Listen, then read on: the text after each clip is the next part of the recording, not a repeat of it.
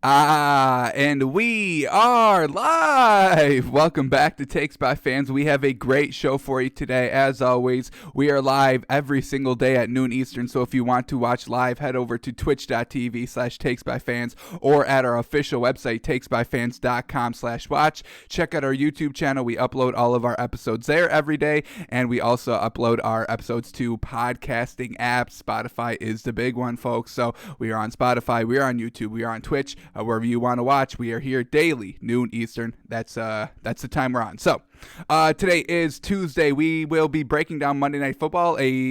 Was it a good game? I mean, we saw the Eagles once again struggle with Carson Wentz. I mean, what are we doing here? So we'll break down that game. We have to update our cash and trash lists for Week 12. Even though the Steelers and Ravens haven't played their game yet, and they're going to be playing tomorrow, not even today. How unfortunate! We are going to keep on schedule with Week 12's cash and trash list and our power rankings. And then if we need to make any adjustments, add anything, move some teams around when we watch Steelers Ravens play, then we'll do that on Thursday. I don't think we'll have to move anything in our power rankings for Steelers Ravens. Ravens are not even in the top 10, and I don't think they'll win. And the Steelers are already the number one seed. I'll say it again. I mean, they're still the number one seed. So, I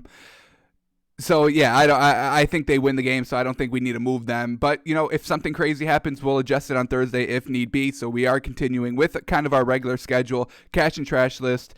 Power rankings, Monday Night Football, all being broken down today. But before we get into all that stuff, there are a couple of stories we need to get through. So here we go. The first one, I just said it already. Ravens Steelers postponed to Wednesday, and it's at like 3:50. So you get an afternoon game. Sorry for you guys that work 9 to 5. You're gonna miss probably the first quarter.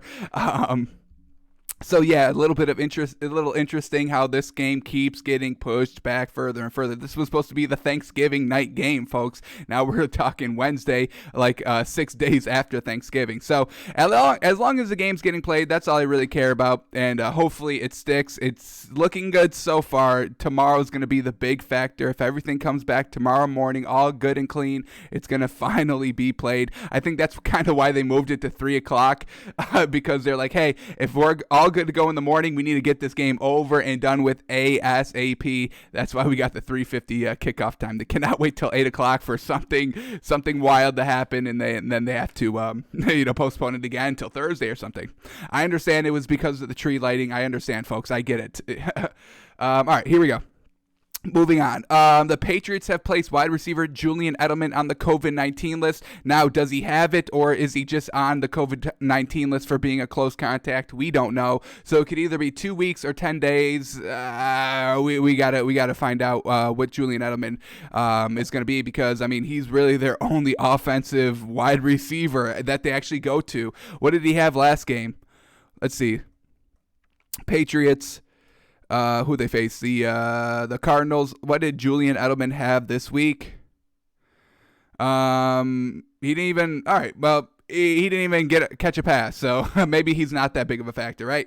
But yeah, Julian Edelman, he is going to be maybe not playing this week. We don't know. He could be good to go for Sunday if he's just a close contact. If he actually has it, then he won't be good to go. But they don't need to disclose that information to us, and we don't know. So we'll keep you updated on that as the week progresses. All right, Daniel Jones, he's expected to miss some time in quotes. I'm saying like a week. It's probably going to be 2 weeks. I would say 1 week if everything goes well. 2 weeks is probably what they're scheduling for.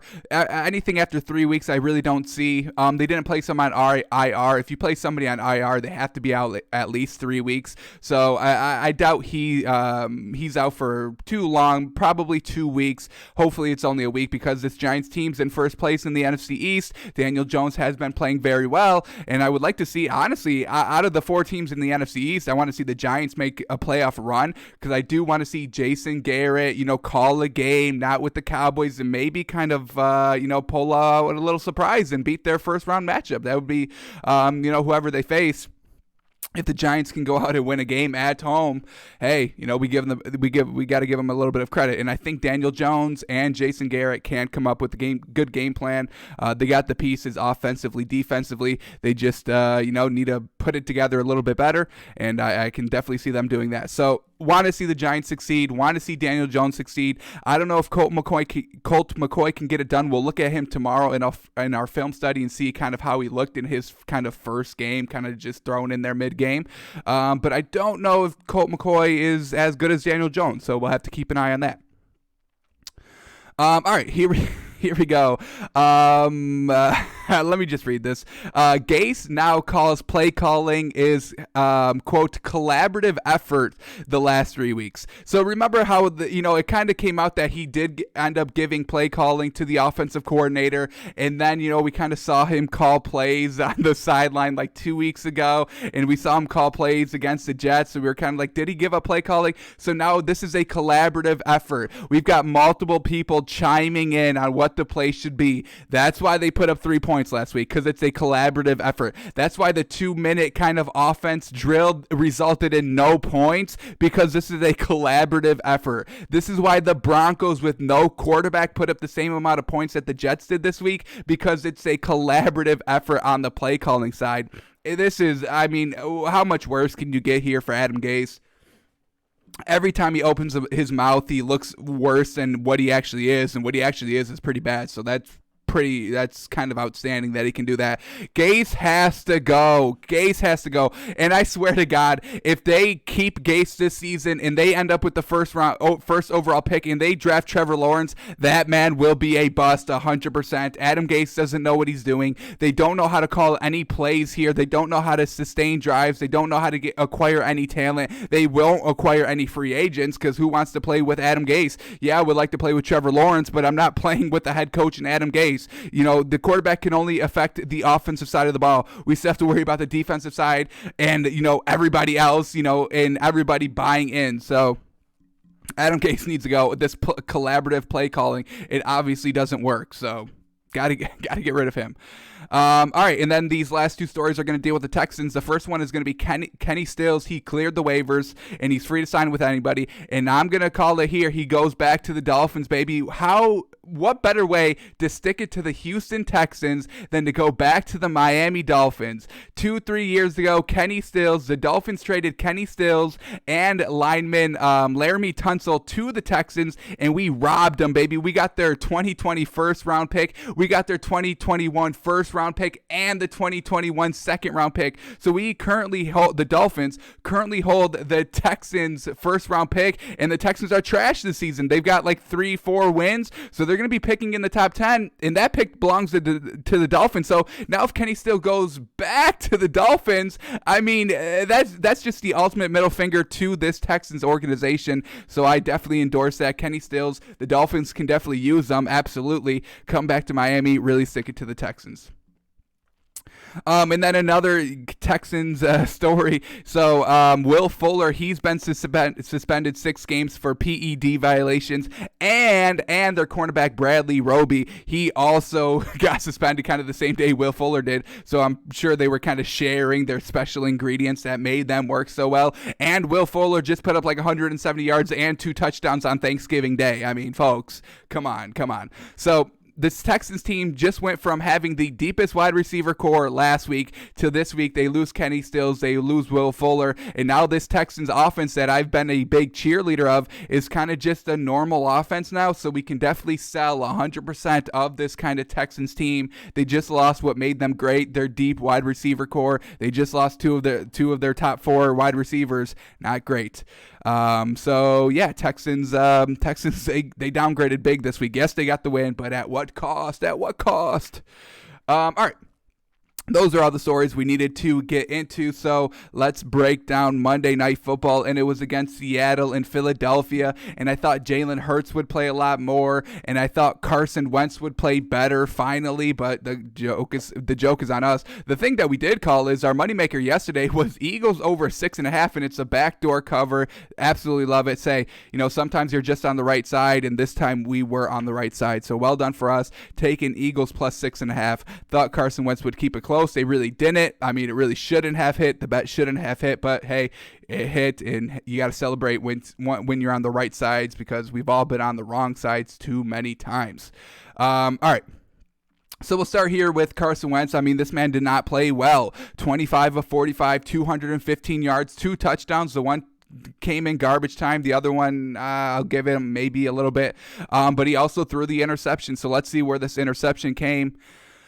It came in the fourth quarter when they were down 22-9. There was still there's basically the entire fourth quarter left, 11 minutes left. Still, you can get 2 possessions out of 11 minutes, absolutely. So they had to do something. Carson Wentz throws an interception on 4th and 4 on Seattle's 15-yard line. They go for it on 4th down. Another questionable call there. I don't like it. Take the field goal, make it 20-12, then rely on your defense. Instead, they go for it, and do you trust Carson Wentz to get you that? Because he threw an interception on 4th down. So was that the right call? Obviously, in hindsight, no, it wasn't. But even, live, I didn't like the call. Make it a one-possession game. Trust your defense. I mean, the defense was doing decent. I mean, you hold the Seahawks at 23 points overall, 20 points at the start of the fourth quarter. That's not bad. This Seahawks team is explosive, as we saw with DK Metcalf, who went absolutely wild. Let's start talking about him. 10 receptions for 177 yards. Gosh darn.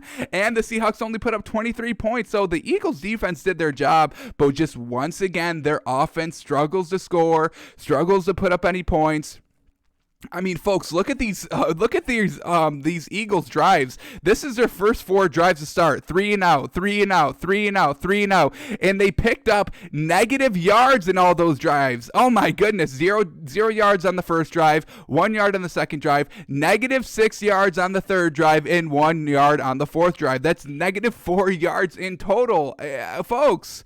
And then they go 3 and out again, but they pick up 8 yards on their 5th drive. Their 6th drive, finally, they were able to get something, march down the field, a 15-play, 70-yard, 5-minute drive. Now, that's a drive, I'll tell you. But it took you that entire time to get there. And then they put up a touchdown, and then they missed the extra point. I mean, folks, they get something good, and then something immediately bad happens. That is classic Eagles this season, absolutely. And then their next drive, they capitalize with a field goal, 12 plays, 48 yards, another 6-minute drive. So going on long, methodical drives. That's finally Doug Peterson's like, okay, this is how we move the ball on the Seahawks. They put up 14-9, but that was basically it. They didn't do anything after that field goal. In the third quarter. Oh, that was in the third quarter. Oh, yeah, that was in the third quarter. So they just get started so late. I mean, 5 straight 3 and outs. You're not setting up anything. You're not moving the ball down the field. You're not testing that Seattle's defense. Now they're just going to be pressed up. They're just pressing because you've got no vertical threat. You haven't opened up the field. You haven't stretched the field either vertically or horizontally. So they just play kind of base defense and get you 3 plays and out.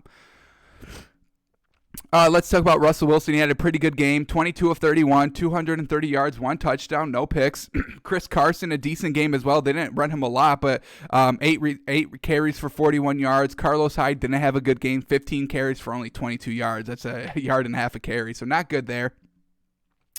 But yeah, overall, Carson Wentz, he just needs to go. They need to cut him. He needs to go after the end of the season. They just have to move on. And Carson Wentz also has to move on as well. They don't want him there. He doesn't want to, it doesn't seem like he wants to actually be there. And his teammates aren't making it easy on him. So it's not like they're actually, putting their neck out on the line for him to stay. So they have to just get rid of Carson Wentz. I would start Jalen Hurts next week. I mean, I get it that the division is still up for grabs, but we're talking about the future of your organization. Do you want to compete one season for probably the worst kind of division? Like, even if you win the division, nobody's even going to take you seriously. Nobody's even going to give you credit. So is there even that much urgency to win the division this season?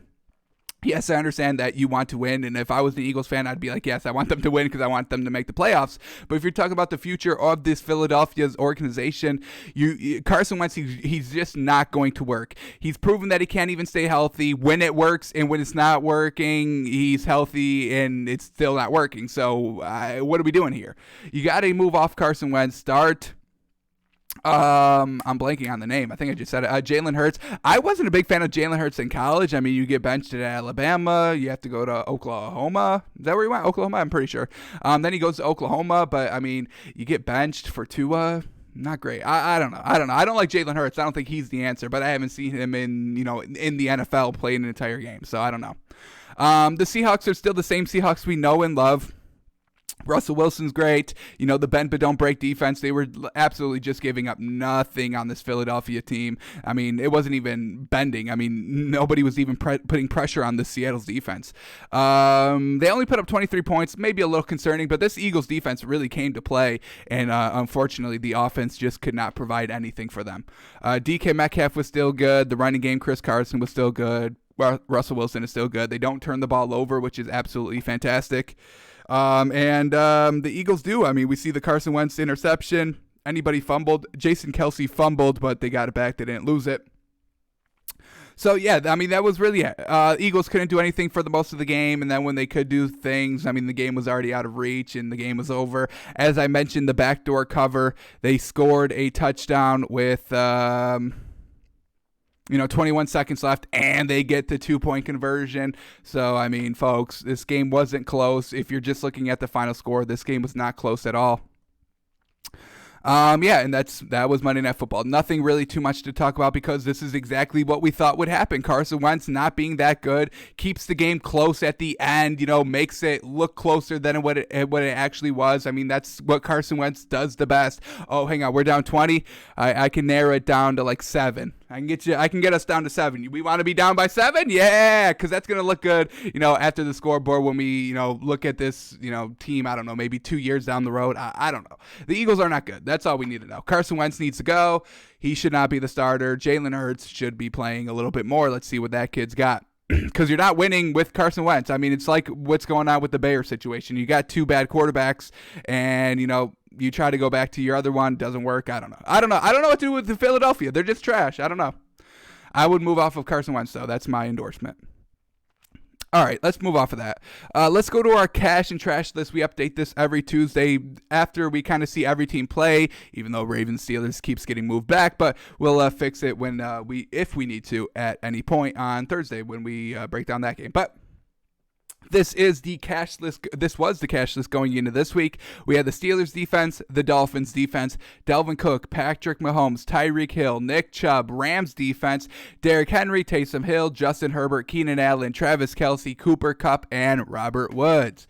Alrighty, a lot of these players are coming off, and we do have a couple of additions. So let's start right from the top. The Steelers defense, they have not played yet, so we're going to keep them on here. We'll wait till Wednesday's game is played, and then, judge them after that. But, I mean, the Steelers defense been on here since September 27th, that game, and they just keep on pressing and doing very well. So, well done, Steelers defense. Keeping you on because you haven't played yet. Miami Dolphins defense. I mean, folks, we just held the Jets to 3 points with Sam Darnold back in the starting lineup for them. That was a great game by the Dolphins defense. I mean, when you only give up 3 points, I mean, what more do you want? That should be every defensive game plan going in. Let's hold this team to 3 points. They pick off Sam Darnold twice. Let's see if anybody fumbled. Nobody fumbled. So, just 2 turnovers, 3 points allowed. That's definitely a cash performance in my opinion. So we leave this Dolphins defense up. All right, let's go to Delvin Cook now. Remember, that man had those 2 200-yard games, and then he had a couple of 100-yard games. But this game, he only rushed for 61 yards, and he only caught for another 21. And he had no touchdowns. The Vikings barely squeak out a win. He also lost a fumble. That's not a very cash performance to me. So, I mean, what a great run by Delvin Cook. A full month on the cash list. I mean, that's really very, very good. I mean, the Steelers have been on here since really the beginning of the season, but they're the one really outlier. So a full month on the cash list. Very well done to Delvin Cook, but the time has come, unfortunately. Alrighty, let's go to Patrick Mahomes now. And I mean, folks, come on. 462 yards, 3 touchdowns, no picks. Yes, and a win. Love it, love it, love it. Patrick Mahomes doing Patrick Mahomes things, looking very dangerous, and we leave him on the cash list. All right, Tyreek Hill. I mean, folks, again. Oh, my goodness. 269 yards and 3 touchdowns. Yes, of course, Tyreek Hill, second best receiver in the league. You can make the argument for number 1. It's either him or DK Metcalf. I think I got to start putting Tyreek Hill number 1. Honestly, I mean, 3 touchdowns, 269 yards. That is just absolutely insane, folks. Tyreek Hill, very well deserved for another week. All right, let's go to Nick Chubb. Ever since this man has come off his injury, he's been on the cash list, and I think we keep him on here for one more week at least. 19 carries for 144 yards and a touchdown, and he was also their second leading wide receiver with only 32 yards. But hey, getting it done in both facets of the game, the running attack, the passing attack. Nick Chubb is there for all of it. So let's leave this man on the cash list for another week and see if this man can extend his streak. Alrighty, here we go. And the next one is the Rams defense. And oh my goodness, they let Nick Mullins put up 23 points on them. Oh no, unfortunate. They did pick Nick Mullins off once. Did they force any fumbles? They did force 3 fumbles. Look at this. Look at that. Very well done by them. But in the end, they kind of broke defensively. Tied 2020, 49ers going on, 2-minute drive here at the end of the game, starting at their own 20-yard line. The defense of the Rams really broke there, and they gave up the game-winning field goal. So unfortunately, we have to take the Rams defense off the cash list. Yes, it was good with the takeaways, but in the end, you lose the game, and it was kind of because of the defense bending on that last drive by the 49ers, allowing Nick Mullins in that 49er squad offensively to move the ball down the field into field goal position. Unfortunate for the Rams defense, we take them off the cash list. All right, then we go to Derrick Henry, and yes, we're keeping this man on. This man had 3 touchdowns in the first half. And then just went cruise control for the rest of the game. But what a performance by him. 27 carries for 178 yards, 3 touchdowns. What did he do in the receiving game? Two catches for 7 yards. That's really not his style anyway. But anyway, 3 touchdowns, absolutely. Derrick Henry can stay on the cash list another week. All right, let's go to Taysom Hill now, and man, oh man, that man had a great first game performance, but then this one, 9 of 16 passing for only 78 yards. He threw an interception. He did once again rush for 2 touchdowns, but that's something that we know he does. We really just kind of want to focus on the arm here. In the arm, 78 yards. I understand this Broncos defense is pretty good at home, but still, you got to do a little bit better than that, Taysom Hill. So, unfortunately, we are going to have to take him off the cash list. Hopefully, he can get back on here. I do want to see Taysom Hill, sling it some more. That was definitely fun to watch. Alrighty, let's go to Justin Herbert. And what did they do? They lost against the Bills, and he did not look good. He couldn't even, folks, I don't want to get into this again, but the 3 straight turnovers by the Bills in the fourth quarter, and they only walk away with 3 points. Justin Herbert's got to step it up a little bit there. Once again, the play calling also has to step it up a little bit there, but Justin Herbert he had 316 yards, but they only put up 17 points, and he had the interception. Did he fumble at all? He did fumble twice. They didn't lose any of them, but still losing the ball. So Justin Herbert, going to have to take him off the cash list. You lose the game. You turn the ball over. You don't take advantage of 3 straight turnovers gifted to you by your defense. Got to take you off. All right, Keenan Allen, that man's partner in crime. Justin Herbert's partner in crime. He did not help him out this game at all. Keenan Allen didn't even play, really. I don't even know if this man played. Or no, yeah, he did. 4 receptions for 40 yards. He did have a touchdown, but 40 yards, 1 touchdown, not very cash worthy. We have to take Keenan Allen off the cash list. Oh, he also lost.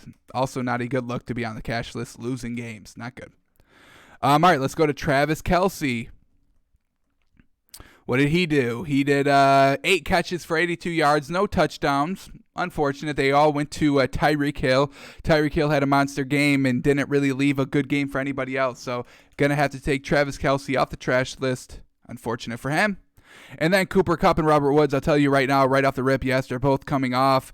Jared Goff struggled heavily in this game against the 49ers defense, and that means Robert Woods and Cooper Kupp also struggled because Jared Goff threw no touchdowns. They caught no touchdowns. Robert Woods with only 80 yards. Cooper Kupp with only 41. Not very great. Not the breakout game that they both had. Not even close to the breakout game that they both had last week or 2 weeks ago, however you want to count it, against the Bucs. So, took a lot of players off this cash list this week. So very well done to all these players and all these defenses that were able to stay on here for another week. Let's go to the additions now. We got like 6. Nothing major. Couple of good performances. So let's get right into it. And the first one is going to come from Thanksgiving Day. Thanksgiving Day games. We can't give it to Will Fuller because this man's not playing anymore. The man tested positive for PEDs, performance-enhancing drugs. How dare you? He took the drugs, went up and put 171 yards, 2 touchdowns on Thanksgiving Day, and they caught the man because of it. So unfortunate for him. Hang on. Did we go to the wrong game? Oh, no, we didn't. Yeah, here we go. We're going to put Deshaun Watson on this list. 17 completions for 318 yards. Gosh darn. 4 touchdowns. Oh, my goodness. The man was slinging it all over the field. He did have a little help with a juiced-up Will Fuller. I understand it. But we'll give the man a little bit of credit here. On Thanksgiving Day, nice win. We'll put Deshaun Watson on here. Unfortunately, this is probably going to be his last week, his only week on the cash list because now he has no receivers to go to. How unfortunate. They're probably like, Will Fuller, you couldn't have done this a little bit sooner before we freaking cut Kenny Stills. Gosh darn. Dang you. So Deshaun Watson, very well done. But yeah, it's going to be definitely hard for him to keep it up for next week.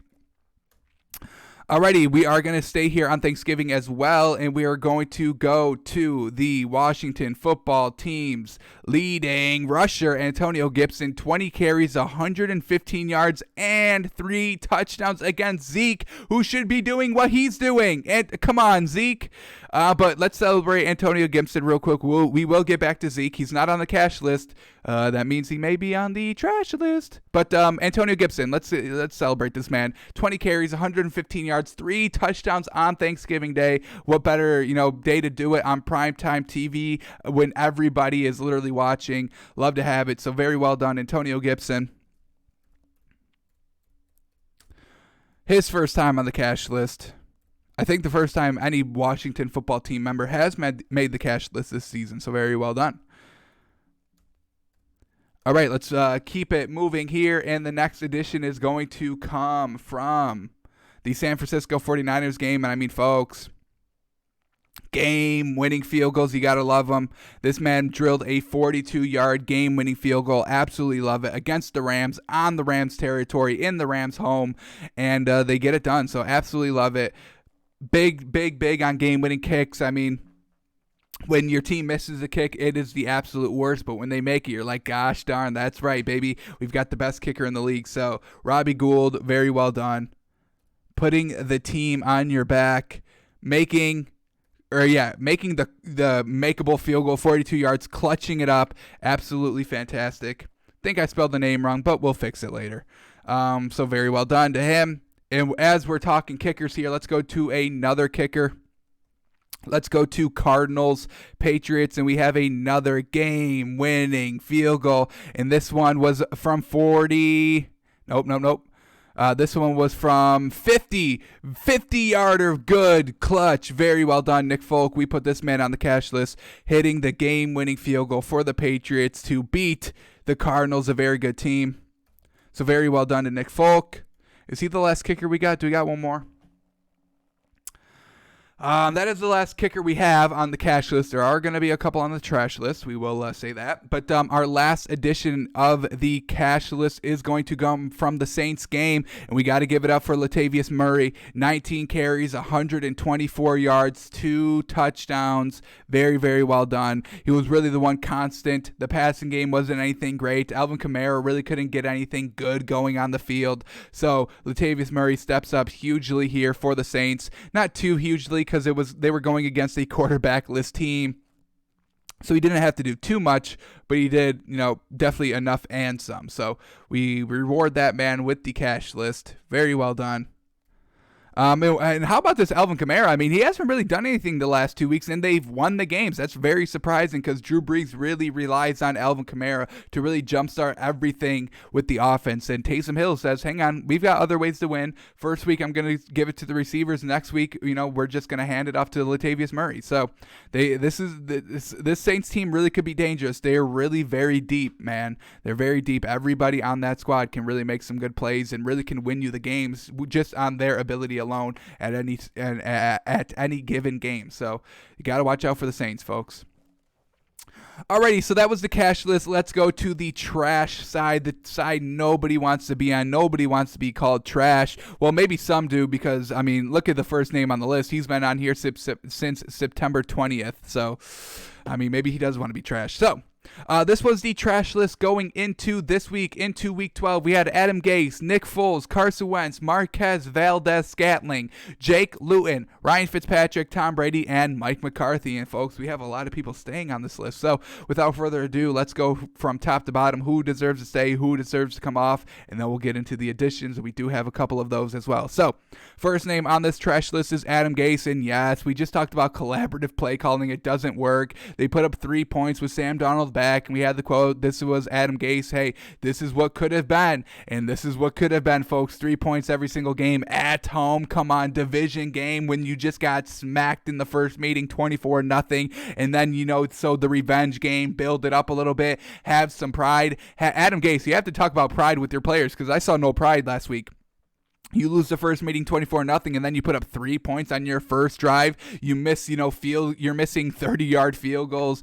You're just not putting good drives together. You had 2 fumbles on the defensive end of the ball, and then you don't cash in any points off of those. So it all comes back to coaching, folks. Adam Gase cannot coach. They are 0-11. 0-11. This man still has a job. I don't know why he had a second job in the first place after he got fired from Miami. He should not have had a job ever again in the National Football League, at least as a head coach. So Adam Gase, yes, you are staying on here again. You have to win a game, or at least be competitive in a game, and we haven't seen that yet. So Adam Gase staying on the trash list is no surprise to anybody. All right, that brings us to Nick Foles, and this man got benched this week. So, I mean, I don't think he's going to be playing anymore. I don't know if do they switch off Mitch Trubisky next week and put Nick Foles back in? I don't know. They probably could. I wouldn't put it past Matt Nagy. Matt Nagy was probably like, hang on, that's all I needed to see. They only let Mitch Trubisky play 2.5 games before they pulled him. I don't know if he gets more than 2.5 games this time. The performance that he just put up against Green Bay, I would say Nick Foles probably plays, but Nick Foles did not play this week, and there's no indication that he will play again this season. So we are just going to take him off because we don't want to crowd this man on the list, especially if he's not playing. We can't call you trash if you're not playing. So if he starts again, we will put him on the trash list, and he will have to work his way out again. But since I don't think he will be playing anymore, we gotta take him off. So a little bit of a bailout takeoff by Nick Foles because he got benched. He played so bad, he was so trash that he had no opportunities to prove he was not trash no more. Not good. All right, Carson Wentz, and I mean, folks, non-competitive game, couldn't do anything on their first 6 series, their first 6 possessions, all 3 and out. Not good. Yes, the last touchdown at the fourth quarter at the end of the game, okay, you make it look a little bit better than it was, but we still see you. We still watched you that entire game. We compared you with the stats. We slept on your trashness, and then we woke up and it was like, nope, he's still trash. So, yes, Carson Wentz, he's probably going to get the Nick Foles treatment as well. I don't know if this man's going to play next week, and we may just have to take Carson Wentz off the trash list because he gets benched, for the rest of the season. So Carson Wentz, he's got to stay on this trash list, man. He's not playing well. All right, Marquez Valdez-Scantling, and once again, he didn't even he was active for the Packers this week, but he did not play. He may have played, but he got no targets and he got no catches. Is that for him fumbling the ball? Was that his punishment? Maybe. So we are not going to keep him on the trash list because he was active. I think the punishment of fumbling the ball last week in overtime was more punishment for Marquez Valdez-Scantling than keeping him on the trash list for another week. So we will take him off the trash list. The Packers are taking their own measures of punishment. They're not putting him on trash list. They're just making him not play. All right, so now we get Jake Luton, and once again, he's not playing anymore. He gets benched for Mike Lennon, and this man actually did very well. Let's remind everybody of Mike Lennon's stats because this man was kind of balling a little bit. Had it going. Definitely better than what Jake Luton has been putting up the last 2-3 weeks. Mike Glennon, 20 of 35 for 235 yards, 2 touchdowns, no picks. I mean, Jake Luton was throwing a pick in every game he played. So once again, a little bit of a bailout. I don't think Jake Luton plays for the rest of the season, so we have to take this man off the trash list. A lot of people getting bailed out. They're so bad that they can't even prove that they're not bad anymore. Hate to go out that way, but that's just how it goes sometimes. All right, Ryan Fitzpatrick. Finally, this man is able to, prove himself that he's not trash. We put him on the trash list because he threw that red zone interception last week. Yes, he threw the touchdown, or he got into field goal range. It was completing passes and threw for a lot of yards. But when the game comes down on the line, when it matters, he throws the red zone interception. Not even on fourth down, he could have had another play to do it. So that's why he was on the trash list for this week, or going into this week, and then he played very well this week. I'll give it to him. 24 of 39, 257 yards, slinging the ball around, 2 touchdowns, no turnovers. Probably could have had a couple more touchdowns if our running backs didn't lose fumbles. I mean, we fumbled on back-to-back drives, folks. So not Ryan Fitzpatrick's fault. Had a good game, got us the win. We respect it. Still keeping up, that class act that he has. Love to see it. I mean, he really could have just came in and be like, oh, now y'all want me to start after y'all bench me? I'm just going to, get us down into the red zone and then throw interceptions every single time. That's what you want to do? You want to bench me? All right. I'll lose y'all the game. How about that? So he's coming out here with the right attitude, still being the mentor to Tua, stepping up when he needs to. And that's all we want from Ryan Fitzpatrick. He's doing a hell of a job there. And the attitude he has, love it, love it, love it. So we take that man off the trash list. And now we go to Tom Brady. What are y'all thinking? Should this man stay on the trash list? This man faced against the Chiefs at home, another good opponent that they lost against. And Tom Brady went 27 of 41, 345 yards. I'll give him that. 3 touchdowns. I'll give him that. But the 2 interceptions, killer interceptions, both coming on back-to-back drives in the third quarter. When the game was you were already down 27-10, already down 3 scores. You have to start scoring. He throws 2 interceptions, gets the game kind of, away from them more. I say we keep him on here another week. He's still committing multiple turnovers in games. That's not cash, folks. And he's doing it against the top-tier teams that they have to start beating. This Bucs team, this Tom Brady, he has to start winning against, the higher caliber teams. The Seahawks, the 49ers, the Packers, the Rams, all these teams. They need to start competing better than them. They need to start winning them. And I think we have to keep Tom Brady on this trash list one more week. I mean, they could not do anything in the first quarter. Second quarter, let's see what happened in the second quarter. Hang on. Second quarter, they put up a touchdown. Third quarter, they throw 2 interceptions, but finally get a touchdown kind of late it was actually the start of the fourth quarter they started to score. So once again, not scoring in the third quarter. And then they kind of get some, late time garbage touchdowns. But the game is over at this point, folks. The game is over pretty much at 27-17. The Chiefs are just running out the clock. I absolutely love that by the Chiefs.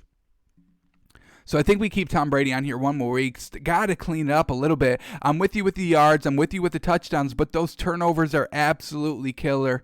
He's got to start cleaning it up a little bit more. And I mean, we see Carson or DK Metcalf having success every single week. Russell Wilson giving him the deep ball. We saw it with Patrick Mahomes and Tyreek Hill giving him the deep ball 3 times for 269 yards. And Tom Brady is still not doing that with Antonio Brown or Scotty Miller or Mike Evans. He's not doing that. So why are we getting, Seahawks who only have, really 2 good wide receivers, Patrick Mahomes who really only has 1 good wide receiver, Travis Kelce as a tight end, and then we get Tom Brady with 3 great, more than 3, Chris Godwin, Scotty Miller, AB, Antonio Brown, folks, and Mike Evans, and he's not doing what Russell Wilson is doing and Patrick Mahomes is doing. So I don't want to hear it. Tom Brady, you got to step it up a little bit, air it out, start taking the deep shots, and when you take the deep shots, start being a little bit more accurate on them and stop turning the ball over when you're trying to go deep as well, because that hurts you too.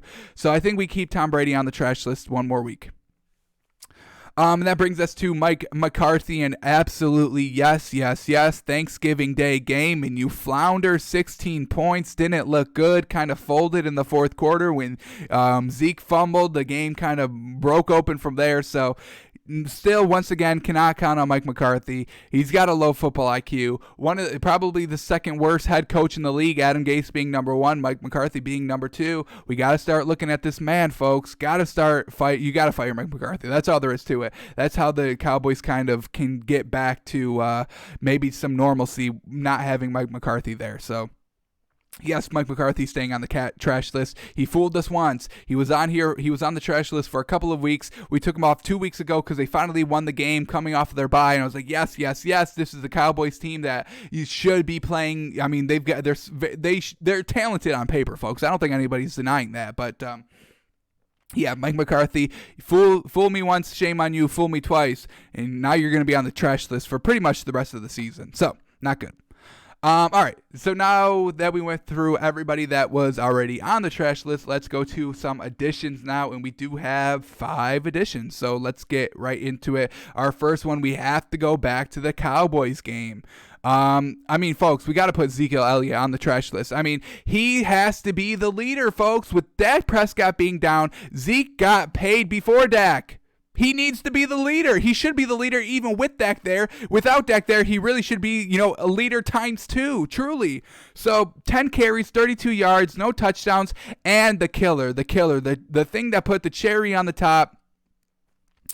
Cowboys score a field goal going into halftime, getting momentum back, down 17-13. They get the ball to start the second half, and what does Ezekiel Elliott do? He fumbles the ball. He fumbles the ball on a momentum-gaining, game-changing, game-tying, potentially game-winning, potentially game-winning touchdown drive, potentially. But Zeke fumbles the ball. They lose the game because of it. It really started to go downhill ever since that fumble. You gave Washington all that momentum. The Cowboys lost all that momentum. You're back down 7 now because Washington cashes in with a field goal, and it was just never the same team after that. And I mean, they weren't even looking good up until that fumble, and then after the fumble, they just completely floundered. So Zeke, once again, he has to go on the trash list. He's not stepping up like he needs to, being the premier back, being probably, I think he's now the highest paid player. Maybe Amari Cooper has, I don't know. I think he's now the highest paid Dallas Cowboy player on the active roster, and he's not getting it done. So Ezekiel Elliott, welcome back to the trash list. He was another one that kind of fooled me once. Think we had him on here. We took him off because of 2 weeks ago when they won him coming off the bye because he looked good. But we have to put this man back on. So really, truly over it. All right. Hang on. I think this is 11:26. All right. All right. Mike McCarthy, 11:26. Is that right? Yeah. Here we go. All right. Let's move on. Here we go. Another edition. Here we go. All right. And folks, I don't know, man. I don't know. I think this is another head coach that needs to be fired. The next person on this trash list is going to be Anthony Lynn. I mean, folks, they had every opportunity in the world to beat Buffalo this week, folks. When they have 3 straight turnovers in the fourth quarter and you're down 2 scores, you're down 10 points, you have 3 possessions. You can't make 10 points. You only cash in 3 points, and then you intercept the ball, and then you go 3 and out. I mean, they were gifted this game. Josh Allen, classic, struggling under pressure, floundering, if you will. And, the Chargers can't take advantage, so they lose another close game. This is exactly what we know of the Chargers. So we have to put Anthony Lynn on this trash list, folks. We have to stop, we have to start looking at people to blame for these losing close games. And I think it all comes back to Anthony Lynn. As I said, the blame was on Phillip Rivers last season. He's not there this season. Justin Herbert's looking, oh my goodness, like a Tom Brady-esque quarterback. He's going to be in this league for at least 15 years, folks, and being good every year. So Anthony Lynn, I think he's the main reason why they're losing these close games. I don't know if he's that good of a coach. He may be a good person. I'm not denying that. But as a head coach, he's not getting his team to play a full 60-minute game of football, thinking that they can win every single quarter, every single minute of that game. So we're going to have to put Anthony Lynn on here. Got to start closing out the games, folks. That's what he has to do. So, all right. Let's go to All right, let's go to Carolina for our next pick in our trash list, and this was a game time or a potential game-winning field goal, 54 yards, and he misses it. Come on, 55 yards inwards, all should be automatic, and this man misses 54 for the game winner after Teddy Bridgewater just completed a 35-yard bomb to the middle of the field with only 30 seconds left in the game, 40 seconds left in the game. They get you in position to hit the game-winning field goal. It's only 54 yards. He misses it. So we are going to put Joey Sly on the trash list. Not good. I mean, we had a couple of kickers on the cash list. That could have been Joey Sly. But instead he falls on the trash list. Not good. All right, since we're talking about kickers, folks, let's talk about this kicker right here. Where is it at? We're going to go to Arizona again, and this wasn't the game-losing field goal, but this made it so that the Patriots had, no kind of adversity on their last drive. Tie game. If we get it, we get it. If we don't, we go into overtime. That's their thinking because Zane Gonzalez missed a 45-yard field goal. Oh my God, you should be cut for missing a 45-yard field goal, especially to give you a 3-point lead, put the pressure on New England on their final drive of the game, and Zane Gonzalez just misses it. So this wasn't a game-losing field goal, but in the grand scheme of things, you didn't put the pressure on New England. They just felt fine. They were playing with kind of house money. Hey, if we don't get anything here, we were still going to get the ball in overtime maybe. So hey, let's just kind of be conservative. Oh, it's working. Okay, let's just keep it up then. And then they go and kick their game-winning field goal. That's why we put Nick Folk on the cash list. So we got one kicker on the cash list, one kicker on the trash list in the same game. That's how it goes, folks. So Zane Gonzalez, I think he's been on here before because I think he's missed another kick. So Zane Gonzalez, got to clean it up, man. Definitely butchered that name, but we'll fix it in post. And then our last one, and I mean, folks, we got to put this man on.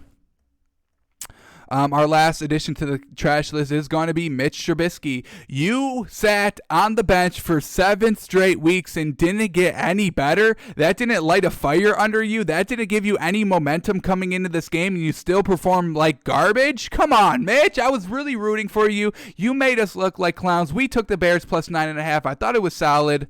And then you just go out there and do that performance. You put up 10 points, basically. I don't care about the last 15. They put up 10 points in that entire game. They got outscored 41-10. Mitch Trubisky, Jesus, man, you're competing for a contract. Did you know that? Was that not aware to you? Because it was aware to me. I mean, I was full aware of it. I knew you were playing for a contract, and oh man, you're not getting another one because of that performance. I'll tell you that. So truly unfortunate by this man. He's done, folks. He's done. Mitch Trubisky, he's also on the trash list as well. Alrighty, so well done to everybody for making the cash list, and unfortunate for all those on the trash list. Hopefully you guys can get off this week, but as Adam Gase says, you probably won't because you'll be on here forever. Alright, so since we did the cash and trash list, the last thing we have to take care of for week 12 is the power rankings. How do we see this going into week 13? Who do we think the best teams are? Who moved up? Who moved down? And I'll tell you right off the rip, we've got 3 new teams in the top 10. We had to take 3 teams out. So yeah, let's start it off here. We'll go right from number 10 all the way up to number 1. New number 10 team. The Packers are moving up, folks. Do not worry. They're not one of the 3 teams. I'm knocking 3 teams right off the top 10, getting them out of there for good reasons and kind of relief for some of them.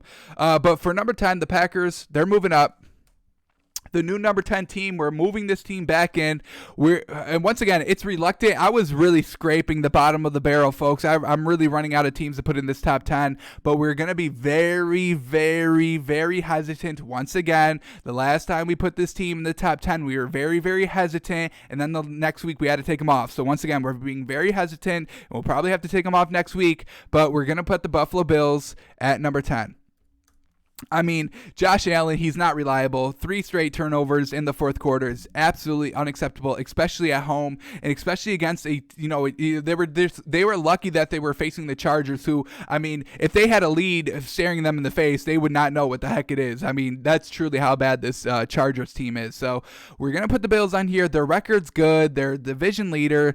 Their defense is decent as well, and they've got some good pieces offensively. It's just Josh Allen. He makes some stupid plays. I'll call them straight up stupid plays. Live for another down. Don't try to win the game on one play. I mean, you lose when you try to win the game in one play. You lose the game in one play. So Josh Allen got to clean up the turnovers, definitely. But I do still like this Bills defense a little bit. I do like Sean McDermott. It's just Josh Allen. He's the main factor, and he's the quarterback. That's why he gets all the blame. That's why he gets all the praise, folks. So we don't like Josh Allen. I personally don't trust the man, but they're winning games. We have to give them a little bit of credit for winning the games. I mean, truly, that's all that matters in the NFL, winning games. So Bills are winning games. We're going to put them at 10, but we're going to take it cautiously with them. Buffalo Bills are now in the top 10. Alrighty, and this is why we take some teams very, very cautiously, because we put the Colts reluctantly at number 9 last week, and now thankfully we can take them off. They're off the top 10. I'm over them. They're exactly who I thought they were. Inflated wins over the Titans and Packers, and then when the Titans face them again, they just absolutely blow them out. They're giving up 35 points. This Colts defense is not good, and then you trust Phillip Rivers from behind.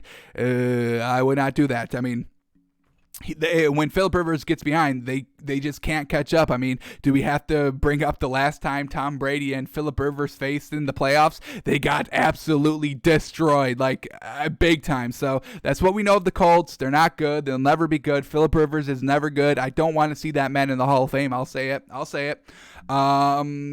Good regular season, but can't do anything in the playoffs. So if that's Hall of Fame to y'all, I don't want to be in that Hall of Fame. So Colts, I'm just so glad they're out of the top 10. I mean, it was really killing me that I had to put them in the top 10. They're out of here finally. And the new number 9 team, call me crazy. We're going to put the Browns here, folks. Once again, they're kind of like the Bills. I like everything except the quarterback, like the coach, like the running game. Oh my God, this Browns running game. This is why the Browns are 9 and the Bills are 10, because the Browns have a better running game. Nick Chubb is absolutely crazy, and Kareem Hunt's always been crazy. So they've got 2 of the best running backs in the game. Baker Mayfield is the only real question mark here. That's why we're going to start them off slowly a little bit. I do have more faith in the Browns than I did the Bills and the Colts.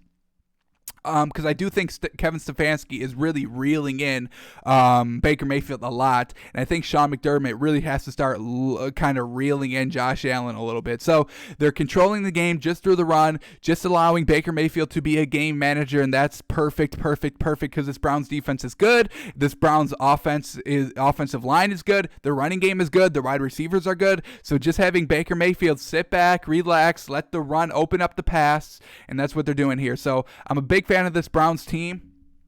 Talent-wise, coaching-wise, love it. We're finally going to respect them here. They really haven't faced like the better teams yet, so that is still going to be the big question mark on them. Can they beat, the Seahawks, the Titans? Can they even maybe not even beat them, but can they be competitive and not get blown out? So that's still something we have to see for the Browns. They beat the Colts, so hey, I mean, it's fitting that they take their spot here in the top 10. But, I do like this Browns team. We are going to take it a little slow with them as well. We're going to start them at 9, see how they fare. Alrighty, Raiders, they're out of here. Another team out of the top 10. Done with them. I mean, yes, they're good against the Chiefs, but they got blown out against the Bucks, and they got blown out last week against the Falcons, so they're real all over the place, and that's something I don't want in the top 10. I do want kind of more consistency in my top 10, and we don't get that with the Raiders. So they can definitely try and get back in the top 10. There's places to be had. Bills, Browns, you can win those spots back, definitely. But we have to see more from the Raiders against, the better teams, being competitive more consistently, being more consistent on offense. I mean, we've seen times where they score 17 points, they win the game. They just scored, they put up 9 or 6 or 3 or something pathetic like that. I think 3 points, but got to do a little bit better there offensively. All right, so they're out of the top 10. And our new number 8 team, I mean, we're going to put the Rams at 8. We see they dropped from 4 to 8. I was not liking how they looked last week. That's kind of their one knock against them is their offense. It's so shoddy. It's so hit and miss. It is, I don't want to say it's as hit and miss as the Raiders offense is, but it's still up there as, hit or miss. I hate to compare it to this, but I think this Rams offense is kind of like the Bears offense. We see when Nick Foles is at the helm, we see like a lot of yards by Nick Foles, but not a lot of points, and that's kind of what we get for the Rams as well. We'll see Jared Goff put up 300 yards, but like 17 points, barely 20 points, not even 17 points, and that's real concerning. We saw what they did 2 weeks ago. That's why we moved them all the way up to 4. I thought finally their offense was going to start being consistent. Cooper Kupp, Robert Woods, both 150 yards receiving, both touchdowns. I think both had like 2 touchdowns or something wild. But then we get Sunday, last week, when they faced the 49ers, and I guess they did have Richard Sherman back to shore up the 49ers off defense a little bit, but then they still I don't know, they just put up 20 points, and it's just not enough, and that's what we know about them. They have a very, very low offensive scoring ceiling. They really don't put up any more than 24 points a game. They really don't, folks. So, once again, I do like the Rams defense, but this Rams offense is very, very hit and miss, so going to have to move them down a little bit, and we are going to have to keep an eye on them because I'm this close to knocking them out of the top 10. I'm truly this close. So Rams got to once again prove themselves this week coming up, but got to see something better from this offense, truly. All right, so Rams at number 8. Number 7 is going to be a new team, the Arizona Cardinals. They are officially out of the top 10. I'm done with them as well. They're just they only win one way, just going to DeAndre Hopkins over and over and over again. And when DeAndre Hopkins doesn't have a good game or doesn't have an explosive game, they lose. And you got to win multiple ways. So not liking what I saw from the Cardinals last week. Their offense, it did get locked up by New England's defense, and that's, granted, because they got Bill Belichick. That man deserves a lot of credit for the success in New England. Their defense is still good. So I will give, maybe the Cardinals a little bit of a benefit of the doubt losing against this Patriots defense, but still in the grand scheme of things, the record's starting to fall. They're not one of the premier teams anymore. Kyler Murray is still a good athlete, but folks, they have to start winning ways better offensively. Yes, I do like their defense, but still they start getting like a better running game, start finding other wide receivers to get the ball to besides just going to DeAndre Hopkins 13, 14, 15 times a game. I don't know if there's room in the top 10 for them, so we have to move Arizona out. And the team that we replace them with is going to be the Miami Dolphins, folks. This defense is truly great. Steelers and Dolphins are probably the 2 best defenses in the league for takeaways and just being good every single week. I think the Steelers are having a takeaway in every single game this season, and I think the Dolphins are also having a takeaway every game this season. So great defenses here. Ryan Fitzpatrick, he's a great backup quarterback. I would like to see Tua back in action, honestly. I don't think there's anything Tua can't do that Ryan Fitzpatrick can do. And Ryan Fitzpatrick has a tendency of throwing interceptions at the worst time possible, where Tua has yet to throw an interception that counted. He has kind of gotten away, kind of bailed out on some interceptions, getting called back by penalty. But hey, in the stat sheet, it goes down as a 0, so we have to kind of treat it as a 0. So, going to move the Dolphins into number 7. Their offense, I think, is still decent for, the lack of pieces. I meant offense if I said defense there. But their defense is one of the premier defenses in the league. They're holding the Jets to 3 points. I know that's not too much of an accomplishment, but hey, it's still something. 0 points the first meeting and 3 points against a division opponent. That's pretty good. So, love the defense. The offense is definitely something that needs to be improved. It's probably one of the worst offenses in the top 10. As I'm looking at it, Bills, do they have a better offense? I think so, by a little bit. Browns, I think, have a better offense, maybe by a little bit. Rams should be having a better offense, maybe by a little bit as well. So, This Dolphins defense is really the huge strength. I think the coaching is also a huge, great aspect for this Dolphins team too. They're looking good. They're 7-4 in the playoff hunt. We're going to reward them back in the top 10. They took a little bit of a week off. Bad performance against the Broncos 2 weeks ago, but then they shored it up, cleaned it up. Division game against the Jets in New York. That was a great showing for them. So we'll give them we'll give the Dolphins a little bit of the benefit of the doubt this week. Put them at 7. See what they do this week. See if we move them up. See if we move them down. I don't think we'll move them down because I do like their defense, folks. Alrighty, number 6. We are going to leave the New Orleans Saints at number 6. Taysom Hill didn't look great, but still running for the touchdowns. Okay, that's good. The defense was good, but they were facing no quarterback, so really can't judge them. It was just kind of a null week, in my opinion. The only thing that concerned me was Taysom Hill not throwing the ball too well. 9 completions for like not even 100 yards. Gotta start getting that. Still not throwing for a touchdown. Once again, I need to kind of see that a little bit. But they were going against Denver's defense, and they do have a decent defense at home, so I'm not going to put all the blame on Taysom Hill. It was a really wonky week where they weren't facing a quarterback. I mean, that definitely would affect the Saints offense as well. I mean, they're probably internally thinking to themselves, I mean, we can do whatever the hell we want. They're not going to put up any points. They put up 3 points, barely any points. So going to leave the Saints at number 6. Going to kind of write this one off as a null week for the Saints just in general. I am going to kind of keep a little bit of a tab on Taysom Hill, but I don't think they deserve to move down, and I don't think they deserve to move up for their performance this week against a non-quarterback team. We'll leave the Saints at 6, see what they do this week. Alrighty, new number 5 team, and we're gonna, this is kind of the roller coaster ride we're playing with the Packers. They're once again back up on top. We're gonna move the Packers. They were at 10. Were they at 10? I think they were at 10. 10 or 8 or 10 coming into this week, and we're going to move them up to 5 for this week. Great offensive performance by Aaron Rodgers. I mean, this is what we want from them. 40-plus points, looking good from start to finish, really. Their defense took care of Mitch Trubisky, not too impressive, but I was really just focused on this Packers offense, and they were good. They didn't get complacent. They didn't turn the ball over. They didn't get bored. They kept their foot on the pedal for all 4 quarters, even though I don't think they scored in the 4th quarter. They still kept up the pressure. So very well done by the Packers. And this is the Packers team that really can be dangerous when their offense is just so on point. You can't stop them. I mean, this Bears defense is pretty good. It's a pretty good defense, but they could not stop Aaron Rodgers really from the get-go until the end of the game. So this is the Packers team that I want to buy into. That this is the Packers team that I want to talk about, want to watch Aaron Rodgers just sling it for touchdowns, no picks, game in, game out, 35-plus points every single game, coming away with W. So going to reward the Packers back again. They're back, baby. They're back again. Do they fall off again? That's the real question. As I said, I mentioned the roller coaster. They've been up. They've been down. I don't want to take them out of the top 10, but I've rewarded them with like number 3. I've had to drop them all the way to number 10 because of some performances. So we'll see where they are next week. Are they back down next week, or are they just gonna still be climbing? I'm hoping they're gonna still be climbing. So we leave the Packers at 5. Or move the Packers up to 5. Alrighty, number 4 is going to be the Seattle Seahawks. They are back on top as well. We had to give Russell Wilson like maybe a week to just breathe and calm down a little bit. Seattle Seahawks, not Seattle Wilsons. Seattle Seahawks at number 4. I mean, folks, Russell Wilson, DK Metcalf, deadliest combo in the league besides Patrick Mahomes and Tyreek Hill.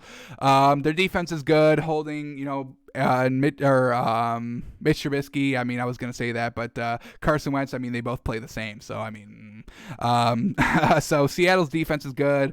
Their offense is good. Their running game is good. When Chris Carson is there, folks, this is a different Seattle offense, truly is. So when Chris Carson is healthy, watch out for Seattle. They're one of the They're one of the best teams in the league. You can never count them out. Russell Wilson is probably the best quarterback in the league.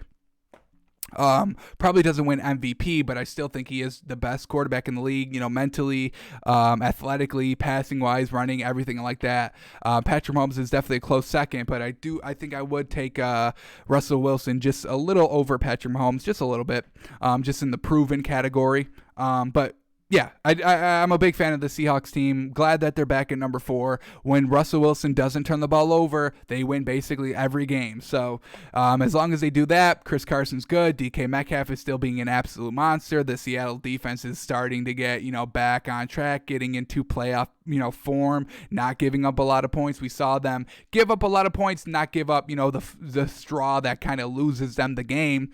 That was kind of their early defense. Now this kind of second half, back end of the season defense, really just holding teams to under 20 or less points, controlling the game defensively. Love to see it.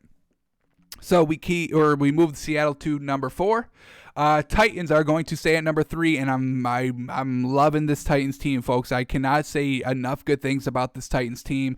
They're very well coached. Derrick Henry is an absolute monster. Ryan Tannehill is an above-average game manager, and they've got wide receiver weapons, A.J. Brown and Corey Davis. Oh my goodness. The run game, the pass game, the receivers, the coaching staff, the defense is even getting better. Love it. As I said, they're putting up points now. Folks, this is their third game with like 40 plus points. Absolutely wild. So they can score a lot of points. They can hold you to not a lot of points defensively. They win in overtime. They win in the first half. They take you to the fourth quarter. They win in overtime. They win multiple ways. Love it. Titans. I want to move them up to number 1 so bad. But the Steelers are undefeated, folks, and this Kansas City Chiefs is explosive offense. But this Titans team, man, if it wasn't for Patrick Mahomes and Andy Reid and Tyreek Hill, and if it wasn't for Big Ben and all their receivers and Mike Tomlin, this Titans team really would be the best team in the league, folks. Truly great. Very solid number 3 spot for them. I cannot wait to watch their playoff run. I'm going to be rooting for them in the playoffs, and I'm going to be rooting for them to kind of win a title here. Oh man, this Titans team, they're fun to watch, folks. Truly fun to watch. Chiefs are also going to stay at number 2. They won. Very well done for them. But we haven't seen the Steelers play, so we're going to leave the Chiefs at number 2. They're still the Chiefs that we know, the high explosive offense, just going to Tyreek Hill. Their defense is good as well. Holding Tom Brady, picking him off twice. Very well done. And they're still beating the good teams. The Chiefs are very good, folks. Very, very good. And then we're going to keep the Steelers at number 1. Honestly, if the Steelers and Chiefs faced, I think the Steelers defense can definitely hold them in check. In the way that the Steelers offense plays, I think they can exploit the Chiefs. They can dink and dunk. They can air it out.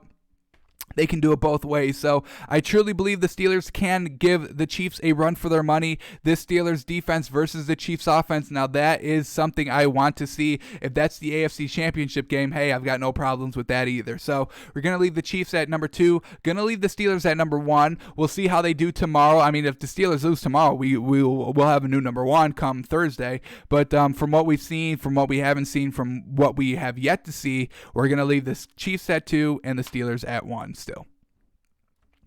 Alrighty, that is going to do it for us today. Tomorrow is our film study day, my favorite day of the week. Let's just go real quickly. What are we going to break into? Probably not going to look at the Thanksgiving Day games. We've kind of already seen those. May look at Derek Carr. Why did he struggle? We're going to look at these kind of late turnovers by the Bills and really kind of see how this game played out. We got to look at Colt McCoy. We'll probably look at all 10 of his attempts. We're going to look at every drop back that he has had. We might look at the Titans. Let's give the Titans a little bit of credit here. Showcase them a little bit. We may showcase Mike Glennon. Why did this man go monster? 2 touchdowns, 235 yards. May look at him. I don't know if you look at Carolina. Maybe look at their offense a little bit. Let's look at this Patriots probably game-winning field goal drive. Might look at that. We'll look at the Dolphins defense. We'll look at kind of how this passing game went for Kendall Hinton. We may kind of laugh at that, kind of watch all 9 attempts. Just kind of have fun on that one. Rams 49ers may look at the 49ers game-winning drive. Let's see that. And we got to look at some of these connections from Tyreek Hill and Patrick Mahomes because they are things of beauty. So we got a lot to look at tomorrow. All that I just mentioned and more tomorrow on the show. So be sure to come here. Be sure to watch. That's going to do it for us. Thanks for coming out. Thanks for watching. Twitch.tv/takesbyfans. We're live here every day here, noon Eastern, folks. It's Takes by Fans everywhere. That's the name. Don't wear it out. Social media, YouTube, podcasting, streaming, however you want to watch. That's where we are. We are Takes by Fans. All right, we're out.